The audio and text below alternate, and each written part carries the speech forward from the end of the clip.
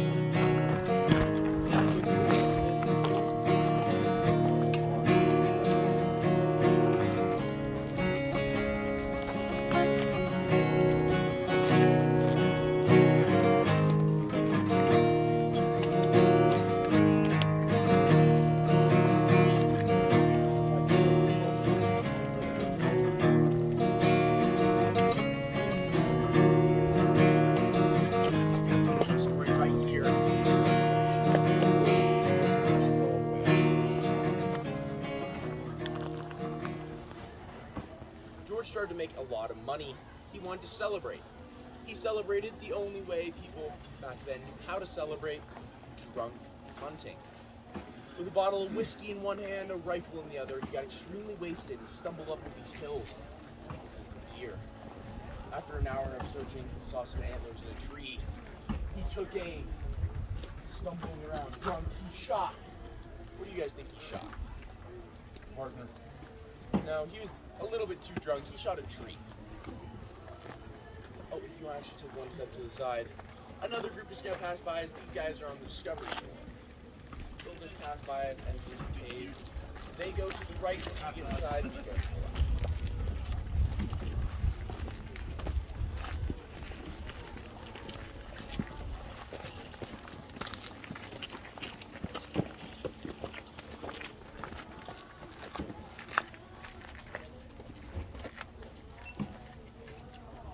Now, George thought he had shot a deer, so he ran up after it.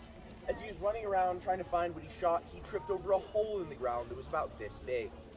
Out of that hole, steam was rising. George investigated it. He found the steam to be slightly warm. He thought he had found a hot springs. He celebrated. There's great money to be made in hot springs, but he realized he was a bit too drunk to ever find this place again. So he took his bandana, tied it up in a tree, and stumbled home, with the intention to wake up and go find it. The next morning, he woke up with absolutely zero memory of the night before. It wasn't until a whole year later, when he was hiking up here with his friends, he saw that bandana, everything came flooding back to him. He rushed over, found that little hole in the ground, but this time there was no steam. When he put his hand over it, air was being sucked in. He had found the mouth of a cave, and caves breathe. Now, when the pressure inside the cave is higher than the pressure outside, air will flow out of the cave. When the pressure outside is higher than the pressure inside, air will flow in. This is what makes it have a natural cycle of air, and as we go through Windy Passage, that's what causes the wind that just might blow out your lanterns. Now, realizing this was a cave system, he dug in and he opened up into the Manitou Grand Caverns. That's the cave system we're going to be going in. It's much larger and bigger than Cave of the Winds. Now, once we get in there, we won't have to stand, or we won't have to duck at all. It'll be large enough for us to walk through. And he found that large cave system, and he realized he could make a lot of money on it. He didn't want to share any of that money with his business partner, so he hatched a plan. Every night he came up here in secret, started to clear out the cave, get it ready for tours. Finally, he came up to Charles. He said, "Charles, I'm sick of being a caver. I want to be a rancher. If you give me the back 40 acres of Cave of the Winds property, I'll give you 100% ownership of those caves." This is a great deal for Charles, so he took it. If you look around at the land purchased, I don't think he was planning on doing any ranching. Instead, 15 days later, he opened up the Manitou Grand Caverns. Now, the original Manitou Grand Cavern tour was a 2-hour walking tour where you used to have music and dances, and he undercut Cave of the Winds by charging only 50 cents for his cave room. Manitou Grand Cavern was so popular, it took all of the attention and all of the profits from Cave of the Winds, and this made Charles angry. Charles decided to sue. He sued, saying that George had stolen this cave system from him. George claimed he hadn't. The two started to fight it out in the legal system. Legal battle after legal battle after legal battle for 20 years. So George ran out of money and lost everything. Charles got ownership of both cave systems and all the land. George moved to California where he died, broke and alone, in 1921. Now that is the happiest story I have on my tour. If you want happy stories, you're probably on the wrong one. Now let's enter the cave. George was the fixer, right? Charles was the fixer.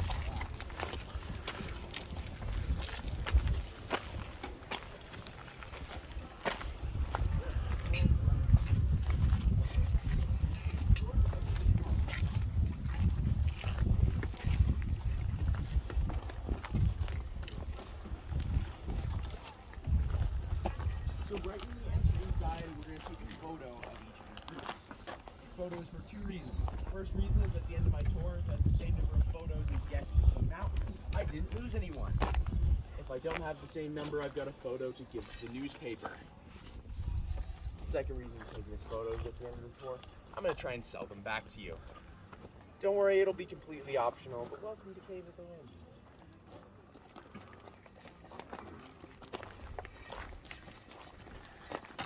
This group is taking photos, however, the Discovery Tour goes to a different section of the cave.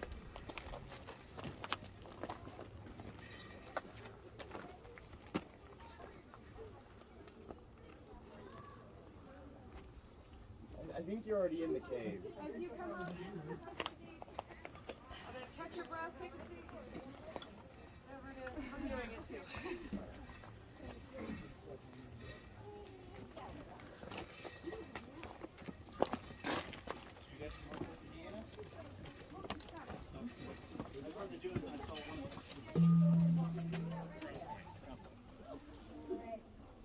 And on 3, 1, 2, 3. Perfect. Come on down the stairs. Alright, I'm just gonna take a selfie so they know who I am. Let me know how it is. Is it good? Somewhat? Okay. That's okay. Once she closes that gate, if you want to line up with your backs to that gate. Are you part of their group? Okay, just stay right there. Unless you want to take a photo with some strangers, your choice. Alright, if you guys want to look right here. 3, 2, 1, smile. Perfect. If you guys want to head up there, just go past that coffin and stay to the right. Yeah, my last group can step down. If I can have everybody's attention, please. Before we continue with the tour, I want to make sure you are all fully aware of this. For whatever reason, if you feel like you need to leave this cave immediately, Alright. you're not stuck in here. You want to look right here? tour. There are call 3, boxes 2, throughout the cave. 1, So if you smile. suddenly feel claustrophobic, Perfect. or You you can head can't up there. handle the darkness, or you're suffering from altitude sickness, or fatigue that isn't going away, or we have misbehaved children in here. Let's go into the adult children as well. It is not about If you want to stay to the right for me, I'll just sneak by to your left. All right, you guys are good right there. Actually, if you want to take a step all the way to right here. Yeah, just stop right there. I'm coming in. Perfect. Welcome to the cave. Do you guys notice that this room actually has lights? That'll be the last of that. Now, the reason this room has lights is because that is part of the Cave of the Winds tour. They found this room in 1988 on Mother's Day, and when they found it and were clearing it out, they burst through this passageway. When they did, they felt a cold air blow out, much like the air of a tomb or a crypt. The workers thought that they burst into something that might be haunted, so they put up this iron gate. In many cultures, cold forged iron is said to keep spirits out. In our case, it keeps the spirits in, trapped in the Lantern Tour section off the family-friendly Discovery Tour.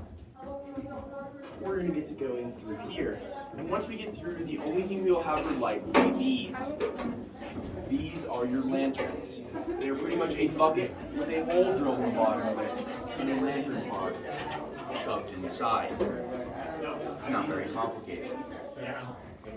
Now, each of you guys are going to get one of these. They don't have an on or off switch. I'll light them up.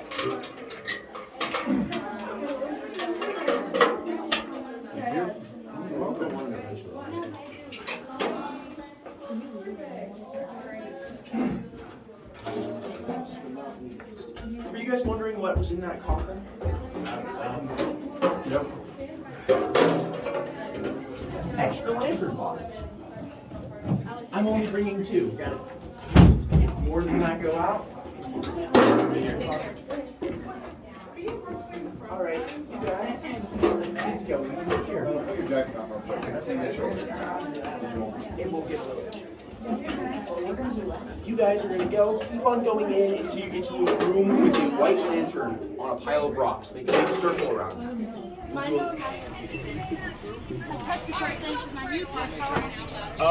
You know what? You could try. There's some pull-ons over there that might fit your knees just a little bit better. You're all definitely welcome. The floor is a little abrasive in there, so a little rough on the knees. Probably not a bad idea. That's Why you may go here? You gotta go through 4 times. Can I put this? yeah, sure.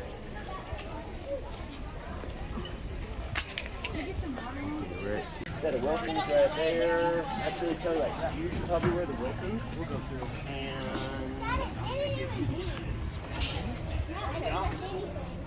You all 3 are gonna go same time. This will be your last time. You gonna go again? Yeah, but you All right. might as well use the last 2 trips. That's excellent. Okay, so this one, when you get to the block here, like I said, 300-pound, 6'5" firefighter. Fit. All right, have fun. It's not going to be the stalactites that you're looking at that you're going to bump into. It's going to be the one that's hiding behind your head that you bumped with the back of the helmet. So that full like proprioception, body awareness of your space, that's the secret to getting through this. Remember Operation, the old board game? Think Operation. You're really being strategic with how you're moving your body as you go through there. So, all right, have fun.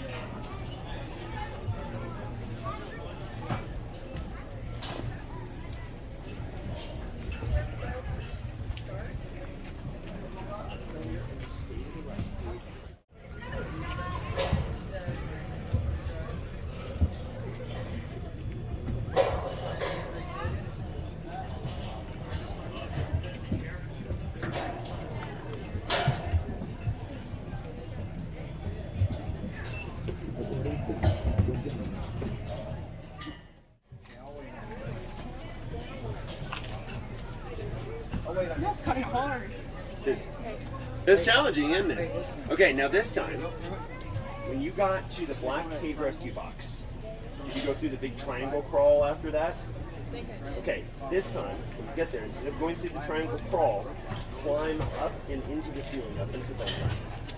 you go that way, you're gonna go up and over like the saddle formation. I'm too You gotta big. stay away from the formation. Can't even touch next to it or it'll come against you. So also watch the stalactites in the sea.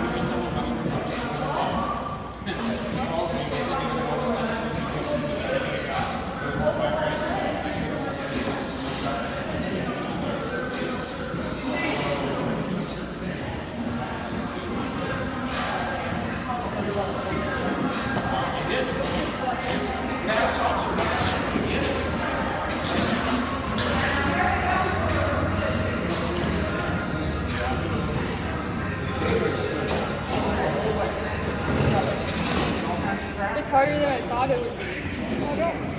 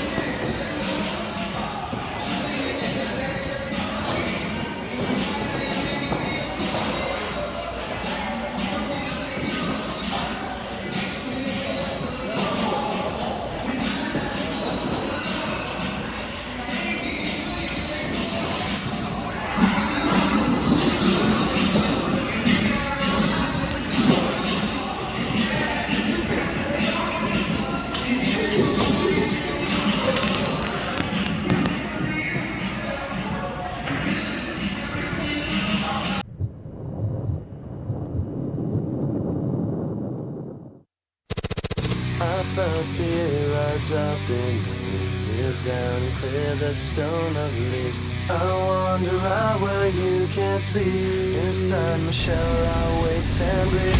I felt the air rise up in me, kneel down and clear the stone of leaves. I wander out where you can't see, inside my shell I wait and bleed. Goodbye, I'm working up all time, the night is bright out this time. Everything is 3D fast for me. My ears are red and gold, the air is standing straight up. This is not the way I picture me. I can't control my shakes, how the hell did I get here? Something about this is very right. I have to live out loud, I wish I didn't like this. Is it a dream or a memory? I felt the air rise up in